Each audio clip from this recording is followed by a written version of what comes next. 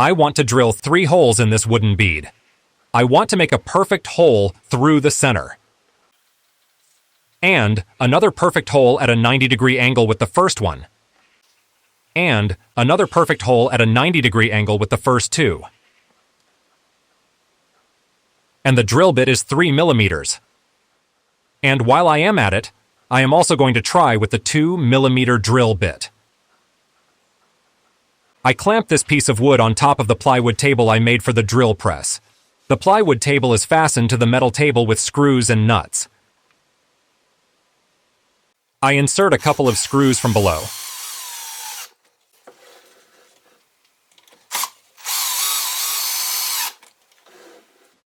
And that way I can remove the clamps, so they don't get in the way. This is a countersink bit.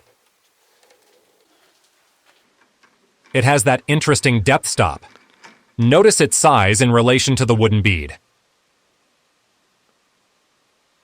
I am going to make 2 countersinks on this wood slat.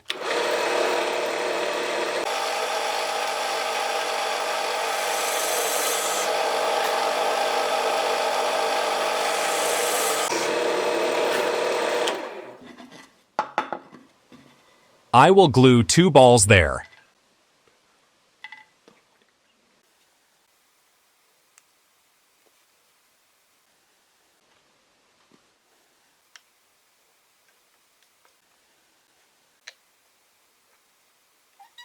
I will wait for the glue to dry. And I place it like this.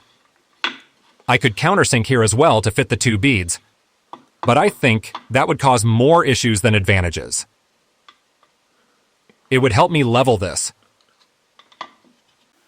But it would be harder to adjust on top of the bead, the countersink that I still have to make on this slat.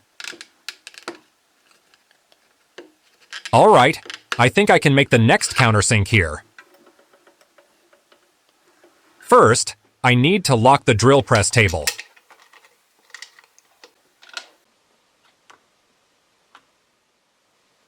And, first on the slat, on the same face where I placed the beads. And now on that wood I secured with screws.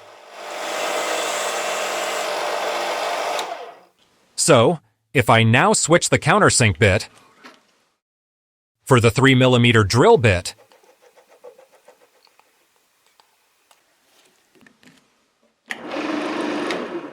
the drill bit is perfectly aligned with the center of the countersink, and the countersink helps me center the bead under the drill bit.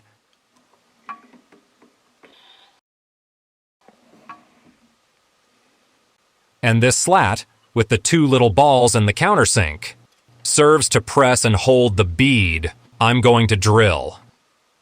But actually, I am going to drill a hole in it to let the drill bit pass without touching this wood. I wouldn't want the drill bit to veer off by touching this wood.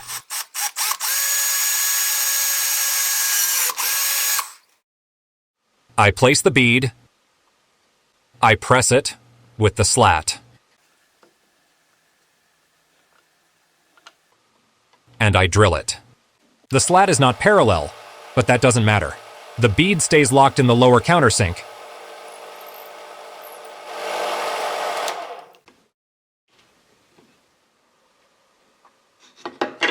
All right, it looks good.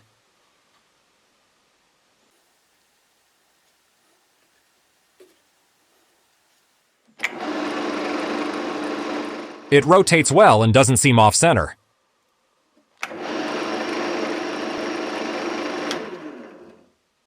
Let's move on to the other holes. But first I'm going to try with the 2 millimeter drill bit.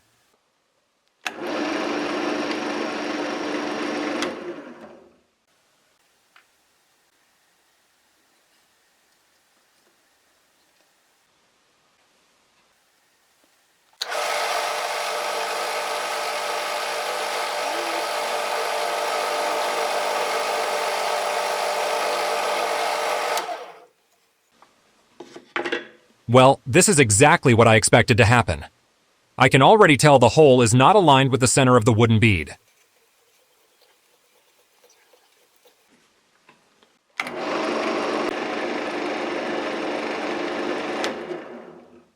The problem is that this thinner drill bit is much more flexible, which allows it to deviate along the path of least resistance. I will forget about this drill bit. Okay, let's keep working, but only with the 3mm wood drill bit. I insert this 3mm rod into the hole I drilled in the wooden bead. And now, after a very thorough study, I found that with these folded pieces of paper and with a piece of rod inserted into the bead, this way, I can align the hole parallel with the wood where I made the countersink, and therefore at a 90-degree angle with the drill bit. And since the bead is seated in the countersink, it stays centered, with its center aligned with the drill bit. Keep in mind that the paper keeps the rod horizontal, so the bead keeps touching the surface of the countersink underneath it.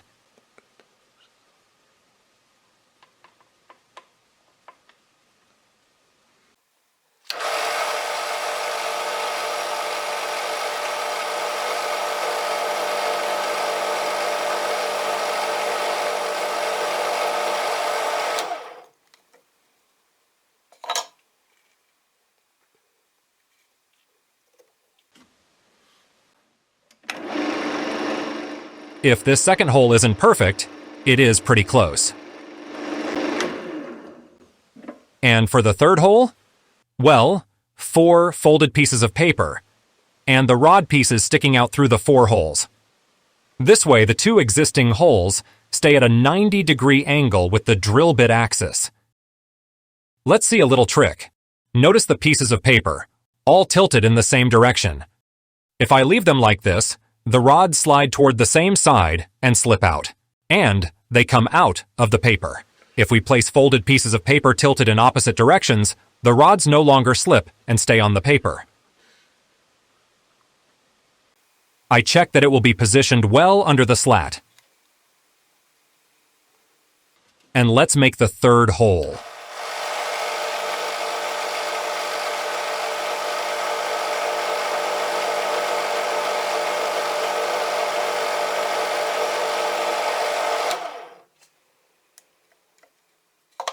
Look at that. It looks perfect.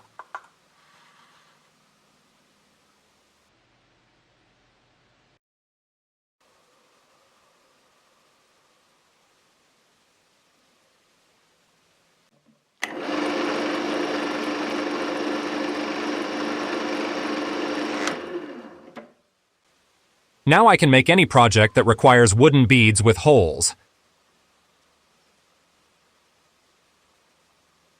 And if you want to see how well the drill bit passes through the center of the bead, check this out. It makes a perfect fish mouth in the rods used to align the previous holes. I already know which projects I want to make with this, but I'm going to have to drill wooden balls of different sizes. Thanks for watching the video, and don't forget to subscribe if you haven't done so already.